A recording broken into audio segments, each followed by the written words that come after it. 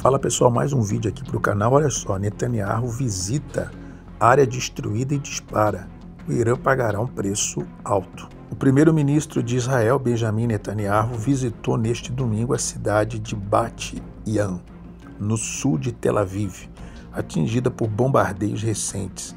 Durante a visita, ele afirmou que o Irã pagará um preço alto por matar deliberadamente civis, mulheres e crianças.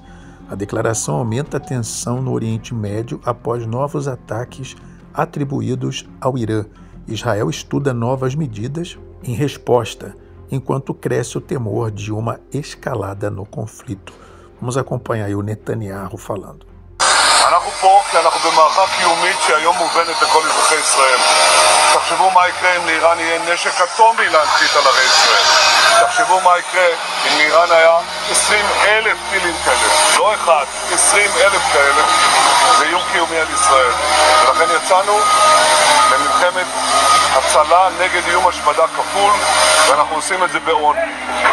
עינינו, טייסינו, מעל שמי איראן. איראן תשלם מחיר יקר מאוד על רצח אזרחים, נשים, ילדים, שהם עשו בכוונה תחילה. אנחנו גם נשיג את יעדינו וגם ננחית עליהם מכה אחת אפיים. הם ירגישו את נחת זו.